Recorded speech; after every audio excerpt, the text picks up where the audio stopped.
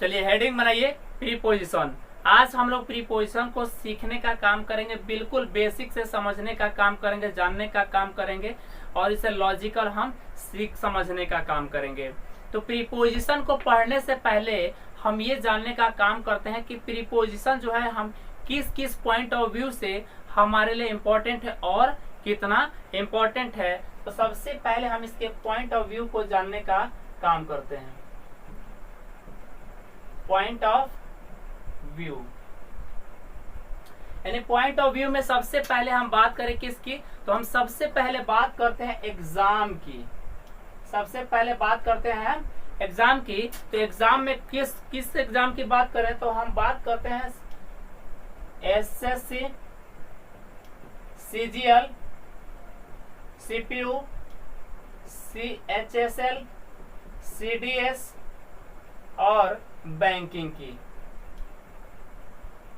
यानी भारत में आपके जितने भी एग्जाम होते हैं, आपका ऐसा कोई एग्जाम नहीं जहां से इंग्लिश का क्वेश्चन पूछा जाए और प्रीपोजिशन से क्वेश्चन आपसे ना पूछा जाए। अब यहाँ पे एग्जाम पॉइंट ऑफ व्यू से बात करें तो सबसे पहले आपका एग्जाम जो है, यहाँ पे हम बात करते हैं प्रीलिम्स की, क्योंकि एग्जाम जो है आपका दो कैटेगरीज में होता है। फर्स्ट होता है आपका प्रीलिम्स। कौन सा हमने कहा? प्रीलिम्स। प्रीलिम्स जैसे ही आप प्रीलिम्स को पास कर जाते हैं, प्रीलिम्स क्वालिफाई कर जाते हैं, तो आपको मेंस देने का और मौका मिलता है, मेंस देने का आपको चांस मिलता है। अब यहाँ से प्रश्न ये उठता है कि प्रीलिम्स में और प्रीलिम्स से और मेंस से मिलाकर आपसे प्रीपोजिशन टॉपिक से कितने क्वेश्चन पूछे जाते हैं।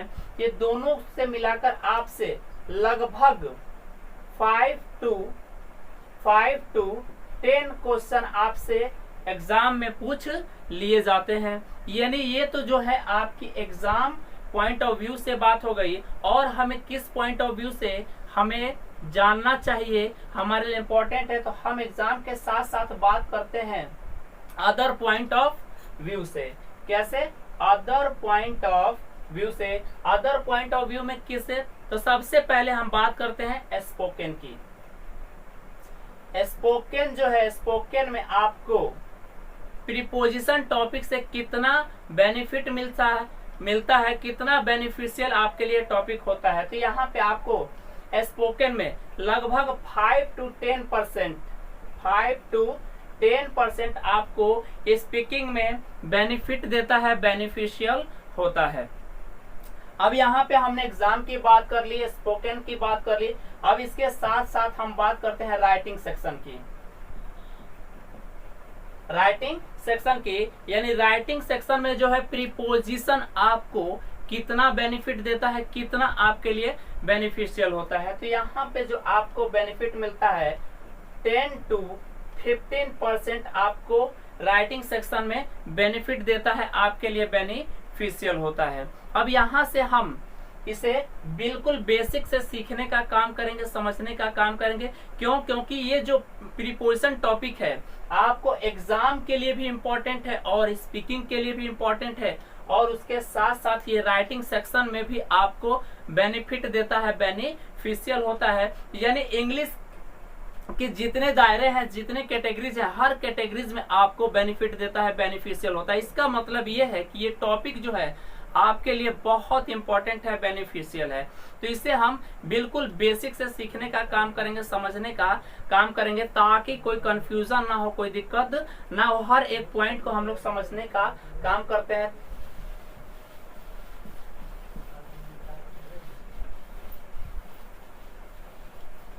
यानी प्रीपोजिशन को समझने के लिए हमें कुछ एग्जाम्पल से गुजरना होगा, कुछ एग्जाम्पल्स लेने होंगे। तो उस एग्जाम्पल्स को लेकर हम समझने का काम करते हैं। तो यहाँ पे हमने एग्जाम्पल लिया छत पर। अब यहाँ पे आप देखें तो ये वर्ड क्या है, हिंदी में आप इससे क्या कहेंगे, ये आपका प्रीपोजिशन होगा। यानी आप इसको जब इंग्लिश में लिखेंगे तो क्या लिखेंगे? आप लिखेंगे ऑन द रूफ। क्या लिखेंगे? ऑन द रूफ लिखेंगे। आप बात समझ में आई? अब यहाँ पे मैं कहना क्या चाहता हूं आप उसे समझिए। यानी यहाँ पे ऑन यहाँ पे आपका ऑन जो है पहले यूज हुआ है और यहाँ पे आपका पर जो है यानी हिंदी में पर जो वर्ड लिखा गया है ये भी प्रीपोजिशन है। ये कहाँ यूज हुआ है? ये आपका बाद में यूज हुआ है। कहाँ यूज हुआ है? आपका बाद में यूज हुआ है। यानी इस हमें हम समझने का क्या काम करते हैं, यहाँ पे आप ध्यान से गौर करेंगे, ध्यान से देखेंगे। यानी ये जो है पोजीशन बताने का काम करता है। पोजीशन कैसा बताएगा? अगर ये इंग्लिश में पोजीशन बताता है, इंग्लिश में अगर ये पोजीशन बताता है तो यहाँ पे आपका प्री होता है। इंग्लिश में अगर पोजीशन बताने का काम करेगा तो क्या लिखा जाएगा? यानी टॉपिक क्या बन जाएगा आपका? Pre position. अब यानी पोजीशन जो है किसकी पोजीशन? नाउन और प्रोनाउन की। किसकी पोजीशन? नाउन और प्रोनाउन की। इंग्लिश में बताएगा तो पहले बताएगा, यानी प्री का मतलब क्या? पहले। यानी इंग्लिश में क्या होता है? इंग्लिश में आपका प्रीपोजिशन होता है। इंग्लिश में आपका प्रीपोजिशन होता है। अगर आप हिंदी में लिखते हैं तो हिंदी में आपका जो पोजीशन बताने का वो काम करेगा वो लास्ट के साथ करेगा। यानी लास्ट यानी आपका पोस्ट पोजीशन होगा। पोस्ट पोजीशन का मतलब क्या है? ये यानी आपका बाद में यूज किया जाएगा। कहाँ पे यूज किया जाएगा? बाद में। और ये आपका जो है हिंदी में लिखा जाता है। हिंदी में लिखा जाता है। अब इसे जो हमने आपको कहा है इसे हम सेंटेंस लेकर समझने का काम करते हैं, जानने का काम करते हैं, ताकि हम लॉजिकल सीखे। रटने वाला कोई काम हमें नहीं करना है, रटना नहीं है, क्योंकि अभी तक आपने सिर्फ प्रीपोजिशन को रटा है, सीखा नहीं है। लेकिन आज आप प्रीपोजिशन को बिल्कुल बेसिक से आप सीखोगे, समझोगे, जानोगे कि हाँ प्रीपोजिशन पढ़ा कैसे जाता है, प्रीपोजिशन कितने टाइप्स के होते हैं। हर एक चीज को हम लोग बेसिक से बात करते चलेंगे, उसके बारे में जानते चलेंगे, सीखते चलेंगे। यहाँ पे हमने एक सेंटेंस लिया, जैसे हमने लिया मेरा भाई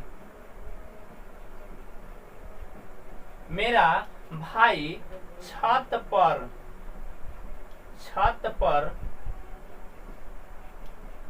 खड़ा है।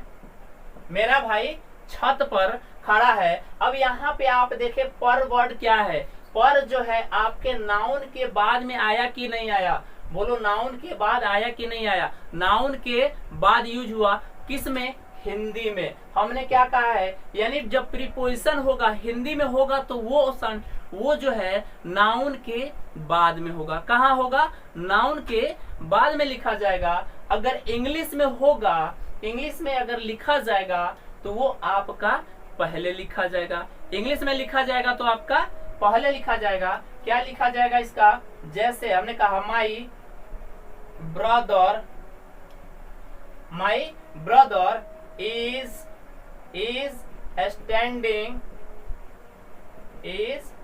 standing on the roof। अब यहाँ पे आप देखें, यहाँ पे ऑन जो है, बोलो आप यहाँ पे रूफ से पहले आपने यूज किया कि नहीं?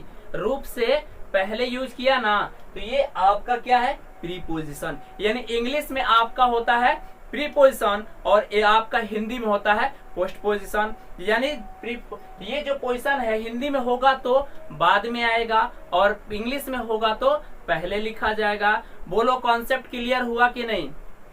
कॉन्सेप्ट आपका क्लियर हुआ। अब यहाँ पे हमने आपको ये चीज सिखाया, उसके बाद हम यहाँ पे डेफिनेशन जानने का काम करते हैं। तो आप इसका डेफिनेशन लिख लें ताकि आपको कोई कंफ्यूजन ना हो। हर एक चीज को हम लोग रिटन फॉर्मेशन में लिखते चलेंगे, सीखते चलेंगे, ताकि हमें फ्यूचर में कोई प्रॉब्लम ना हो, कोई दिक्कत ना हो। आप इसका डेफिनेशन लिखें,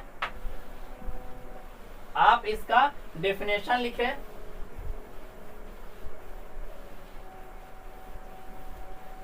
The word that shows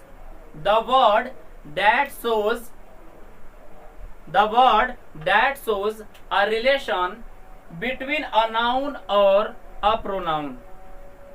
The word that shows a relation between a noun or a pronoun and other words in a sentence is called preposition. क्या कहा हमने कहा the word that shows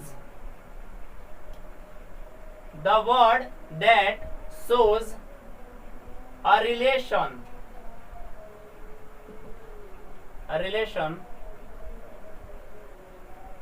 between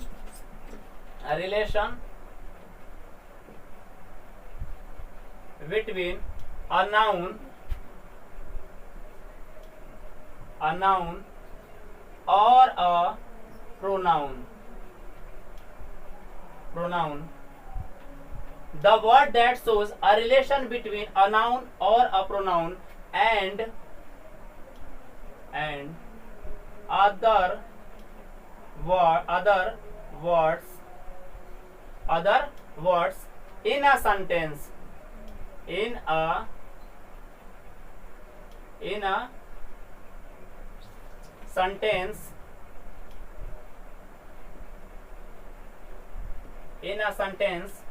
is called preposition.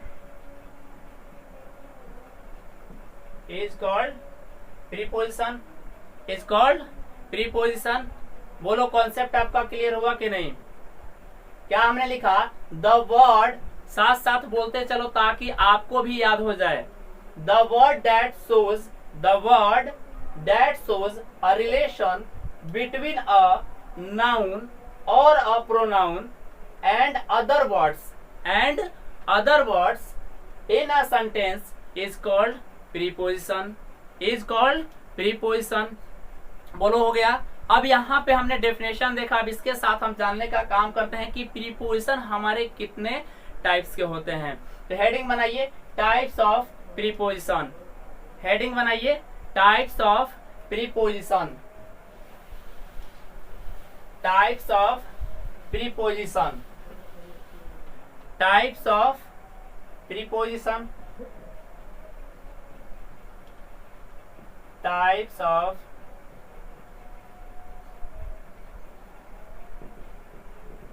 preposition.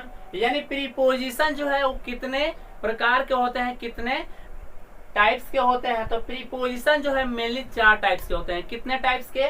4 types के. कौन कौन सा? First जो है आपका होता है सिंपल प्रीपोजिशन.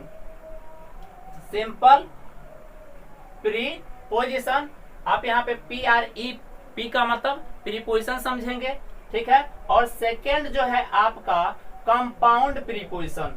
सेकेंड आपका कंपाउंड प्रीपोजिशन.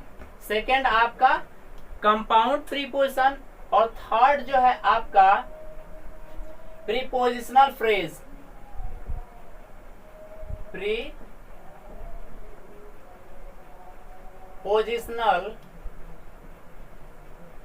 फ्रेज. थर्ड जो है आपका प्रीपोजिशनल फ्रेज. और फोर्थ जो होता है आपका पार्टिसिपल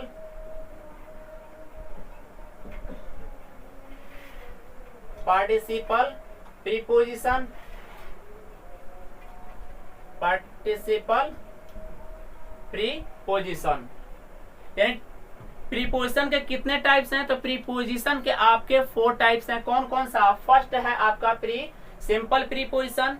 फर्स्ट जो है सिंपल प्रीपोजिशन. और सिंपल प्रीपोजिशन की संख्या कितनी होती है? तो सिंपल प्रीपोजिशन की संख्या जो है आपका 50 to 55 होता है. यानी इतना आपने पढ़ लिया तो आपका 50% आपका प्रीपोजिशन कंप्लीट हो गया.